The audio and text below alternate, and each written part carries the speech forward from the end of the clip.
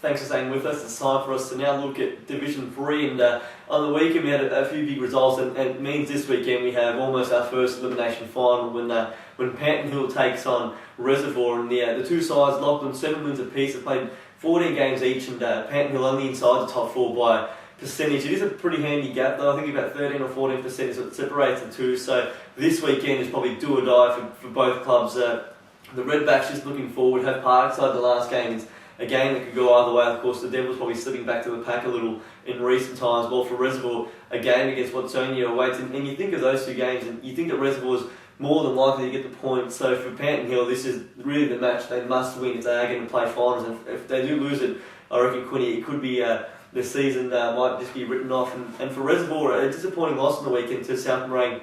We saw them a week prior against Parkside. We saw the scores and a really good performance against the run all over the top of the Devils in the last quarter. You would have hoped that they could have taken some of that into the game against South Morang, but it just didn't happen. Never really, only kicked 2 goals up until 3/4 time, went down by 9 goals. A disappointing result. The positive is they are back on their home paddock.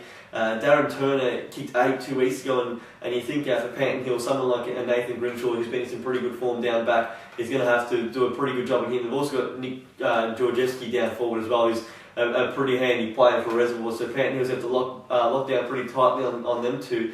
But I guess Reservoir disappointing last week, and Panton Hill had actually come into some form before the bye. They had a close loss to St Mary's, had a win against South Morang, and they should take some confidence into this game. And I reckon, I know they're away from home, but I think Panton Hill might win this one. Yeah, and Reservoir would be pretty disappointing. You're looking at the score and you think, okay, they've only kicked 2 goals up until 3/4 time. They got 5 in the 4th, but you might suspect that South Morang sort of eased off the throttle a little bit when there's such a turnaround from the rest of the play. And yeah, Panton Hill when they last out and they knocked off South Morang a couple of weeks ago, so which is massive. Would be given great confidence, and they're really, I know we've been saying it all year, but they're starting to get some of those key players not only back in the side but having some consistency and a bit of flow playing in the side again. So I think they could sneak past it. It will be a really close game. I think a couple of kicks either way, because I think Reservoir had a down one last week. They're almost due for a good one this week. So.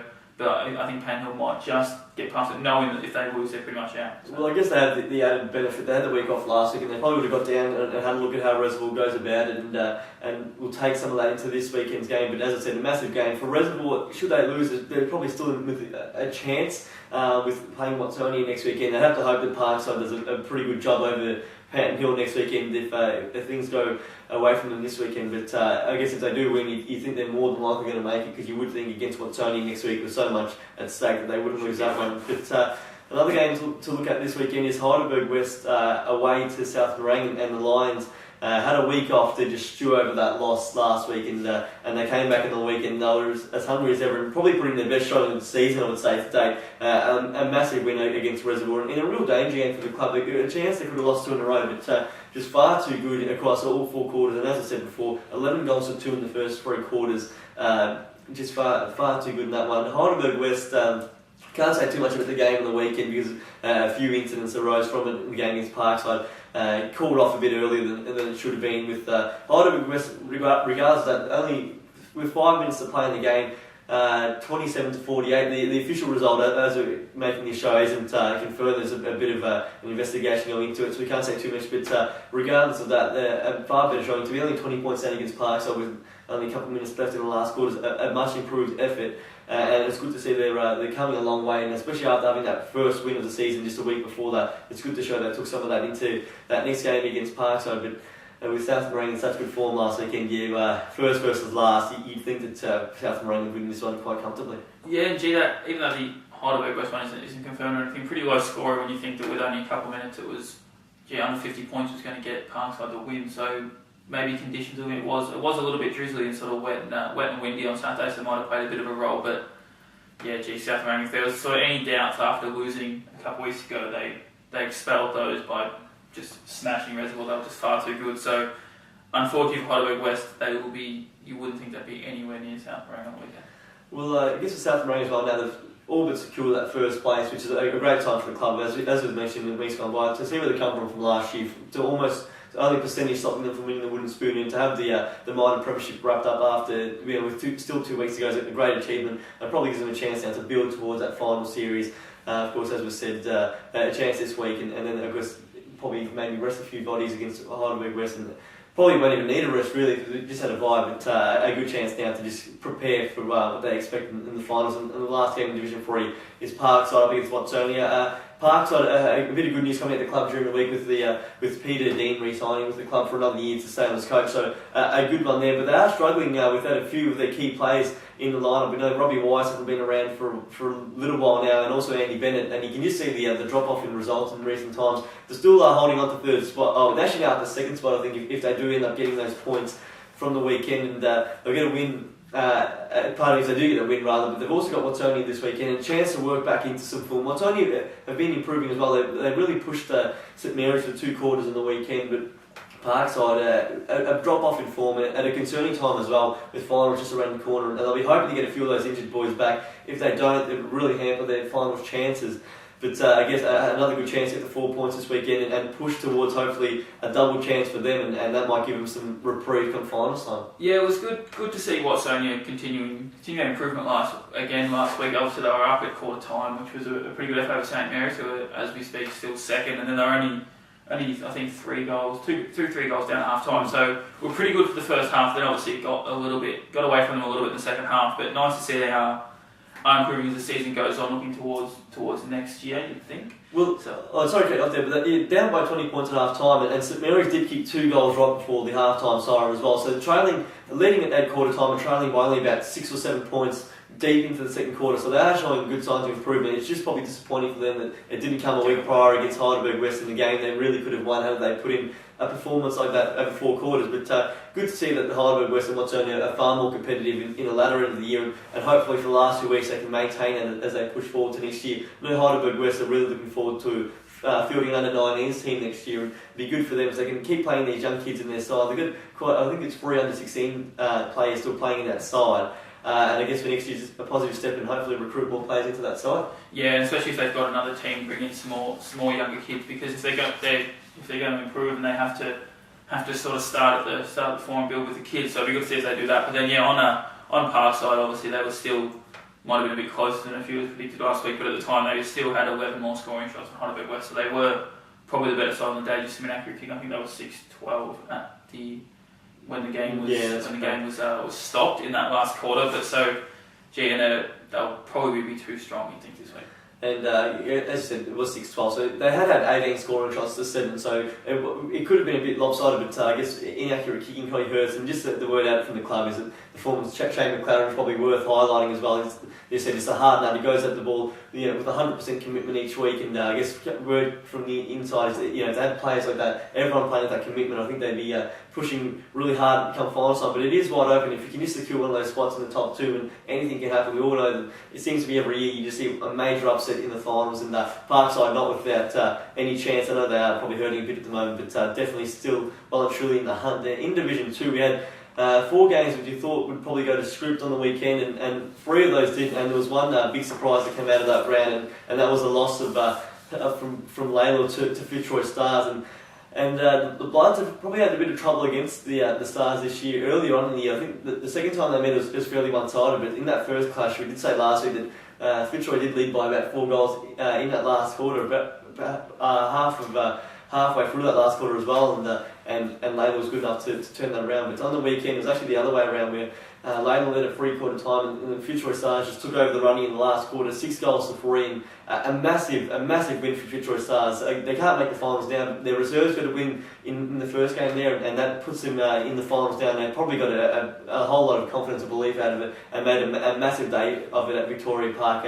They got a surprise win, and one that really hurts Layla. Now fallen to 3rd. It's the first time for the whole season where they've stood down to the top 2, still struggling with injury, but definitely a game you would have felt they still would have won in spite of those injuries. Yeah, it sounds like a strange one, but it'd be a bit of a sort of disappointing, well, not disappointing, just a frustrating result for Fitzroy, for fans, because they can see they're pretty poor against some of the lower sides, and they've shown they can actually match it and now beat the top 4 sides. So just a little bit of, maybe it's a bit of a mental thing. It is just the fact they're a pretty young side, but it'd be promising for the future, showing they can beat those bigger sides. But just some subpar performances against those sides below them. But for Laylaw, slipping out of the top two will really hurt them because Lower Plenty and Epping are going to be very tough to beat in the finals, and having those top two finishes is really key. So be a bit upsetting for Laylaw, but they should be able to bounce back this week. It's a great point you make, because the week prior, Fitzroy Stars was shocking against Thomastown. We mentioned that third quarter, where it was something along the lines of 18 scoring shots to 1 point, I think it was, and how quickly they were able to turn that around. Patrick Davis back in amongst the goals again, kicked another 4, and he's kicked some big bags against some pretty good sides, and they showed some promise against Lower Plenty. We know that they were within a couple of points at half time, and they've always probably been threatening to knock off one of those top 4 sides, and they finally did it on the weekend, and now a good chance to double that up this weekend. They take on Diamond Creek out at Coventry Oval, so Diamond Creek probably found their best form in the past 2 weeks, have knocked off Epping, and on the weekend smashed Murder for the tune. I think it ended up being 100 points in the end, and Brent Guttison kicked 13 goals. Fantastic effort. We said in the program a couple of weeks back that Luke Simpson would be out for the remainder of the year, and he kicked quite a few goals going in, and we just felt they might lack a bit of power up forward, but Guttison goes up, kicks 13. It's the highest number of any player across any senior competition this year, and within the NFL, so it's a great effort. And the last 2 weeks, they're just showing that they're getting some really good form going into the finals. They're going to be fourth. They know that going into that final series, but definitely not without a chance of winning that first semi-final and then causing some havoc in the rest of the final series. Yeah, they were only up by 17 at quarter time, but it was 5-5 to 3 straight, so they could have been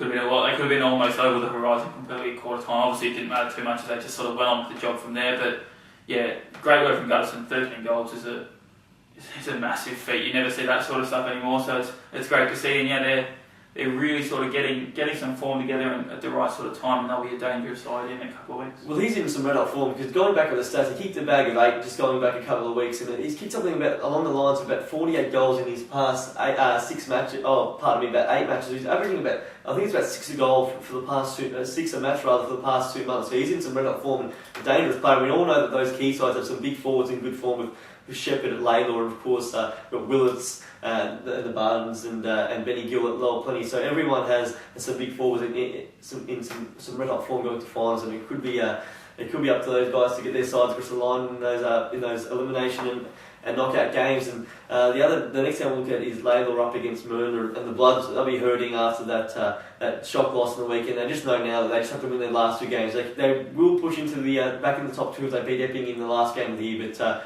they'll need to beat Myrna and gain a bit of percentage to ensure that happens, even if they do beat Epping in that last game. But against Myrna this weekend, you'd think that they won't have too many problems. They're back on their home paddock, and they'll be hurting so much. I can't really see Myrna getting close in that one. Yeah, they should be far too good for Myrna. You'd think, especially as you said, they'll be that loss will really sting Laylaw, because they're a pretty proud club down there. They know that they've been gearing themselves towards getting back up into Division 1 after this season, after a bit of a letdown. So they'll be really, really upset with that one to Fitzroy, and I think Myrna might cop the brunt of that anger a little bit. They were. It sounds a bit strange, but 100 points last week against Diamond Creek, but they were able to score just under 80 points, so it was one of their best offensive games of the year. So they're showing they can actually, they're finding their way to goal again. At least it was at the start of the year. There was some pretty ugly scores, and only kicking 5 or 6 a game. So it's good to see they're up around the 80-point mark. So it'll be a good sign for them going forward. Well, it's probably they're just about consigned now for the fact that they are going down. It's they need an absolute miracle now. They need 2 wins in the last 2 games against and gain some pretty big percentage. And you wouldn't have thought that would happen this week against Laylaw. Even should they produce somewhat of a miracle, that you think they'd only get a line by a point or 2, but unfortunately it's the case. But they can hopefully just get something out of the last 2 games and go out with a bit of respect, because they're doing it back in the second half of the year. They really struggled that first 10 or so rounds. They got that win against Hurstbridge and turned things around a bit, and they got that massive win against Thomastown. They've been far more competitive, and you just hope that they can, now that it's looking like they are going down, you just hope that they can hold on for the last 2 rounds and stay competitive. The next game is Thomastown up against Lower Plenty, and the last time these sides met, Thomastown actually really stuck with Lower Plenty in the first half and trailed just by the 1 point at half time. If they can match that performance for 4 quarters, they'll be in with half a chance of staying close. And We know 2 weeks ago they're probably their best win of the year against Fitzroy Stars, so they just dominated and won by 11 goals. On the weekend, went down to Epping by only 50 points in the end, and Michael Curry again kicking a bag of 5. He's been in some fantastic form for a side that's sitting second bottom on the ladder. He's right up amongst it in the goal kicking charts. But some improved showings by Thomastown, and I hope this weekend that they can show that against Old Plenty and put in a really competitive performance. The Bears on the weekend, another triple-digit win against Hurstbridge, and they're just doing everything right. They've well and truly wrapped up first spot, and going to go deep into September. I think we can be assured of that. Yeah, that's amazing. They had 46 scoring shots again on the weekend of Old Plenty, which is just, they're just seem to be doing that every week. They're getting over 35, 40 scoring shots. And you mentioned before how all those Big Four clubs have one of those key forwards. Well, Old Plenty have 3, so which shows how probably why they are so good. Instead of just having that one big target that can kick 5 or 6 goals, they've got 3. They've got both the Bardens and then Benny Gill can do it. You saw it again on the weekend with 6 goals to Gill, 5 to Darcy Barden, and I think Billy Barden got 3 or 4 from memory as well. So it just shows how dangerous they are going forward. And Thomastown have been improving, which is a good sign. As I said, Clary deserves definitely a bit of a special mention for being a great consistent forward in a pretty inconsistent side throughout the year, but I think Plenty could be on track for another one of those triple-digit wins. Well, it's been a big week for the club. They just announced their team of the half century, so of course that'll be actually inside this week's record. So have a look at that, and a few players going around at the moment. Actually, in that team, Andy Nee is definitely one of those who got picked for that. So a great effort there, and for all the Lower fans, make sure they're out on Saturday night at the function. But of course, just do check it out inside this week's record if you are. If they're going to flick through, and also for Layla as well, they've got a triple premiership reunion back in 2001 where they won the 19s, reserves and seniors. I think that's going on this weekend, so make sure you have a look with the Layla people, because that'll be another big one and one not to miss. The final game of Division 2 this round is of course Epping taking on Hurstbridge. It's out at Ben Frillo Oval at Hurstbridge, and Epping they know what the equation pretty much reads. You win the next 2 games and you have that double chance, and it's that simple. I don't think I think this is probably the game that's probably going to concern them the most. I think it's going to be the week after against Layla on their home paddock. But still a danger game. You take these games too lightly, and we can see what happens. We've seen a few upsets throughout the course of the season, and they'll be pretty wary of that. They're starting to get a few of those boys back. I think they had 11 of their starting lineup out against Diamond Creek the week before, and they got a few of those back in on the weekend and got the job done against Thomastown. But having said that, I guess they'll get a few more back now, but they still can't take it lightly, as I said. Leslie Adams kicked 4, he was one of those ones back in. Josh Tatino, who's playing out at Coburg, only a 17-year-old, he was in the side and named in the best. And Adrian Tatino, again, his brother, kicking another bag of 4. Daniel Moore's back in amongst the best, and those are some of the more high-profile players doing the job again. If they're at their best again, Hurstbridge probably can't match it with them. Yeah, they couldn't take it too lightly, but you think they'd be able to have a little bit of an off day and still have the goods for Hurstbridge. They've just been pretty good ever since the first couple of weeks when Epping were pretty substandard by their own admissions, but they've been fantastic ever since. And Daniel Moore's probably just firming as the favourite to win the best and fairest for the division. He's been fantastic all year, and I can't really see any way that Hurstbridge would be able to knock them off. But hopefully they can get it. Hopefully they can keep it under 100 points. They have been on the receiving end of a few hidings this year, so it'd be good for Hurstbridge if they can keep it within you'd say 50 points or so. Would be a pretty good result for Hurstbridge. On the weekend, they kicked 7 goals in the second half against Lower Plenty. It looked like getting extremely ugly in that first half, but they were able to steady the bleed to some extent. So that was a good effort in that second half. I guess 2 massive rounds of footy with that top 4 still not settled in terms of position, and particularly for Epping and Layla, just a massive 2 rounds of footy. So it's looming as some exciting times. So make sure you get around to your local ground on Saturday and check out all the action. Of course, junior footy continued with their final series. Still the prelim finals this weekend, so check out the NFL website for all the ground listings, and make sure you get out and support the juniors, who of course supporting Zadie's Rainbow Foundation this year. It's the official charity of the junior final series, so make sure you support that as well by wearing the rainbow shoelaces, and make sure you're back here next Thursday to watch us preview all the upcoming round and of course review all the action from this Saturday. We'll see you then, and all the best.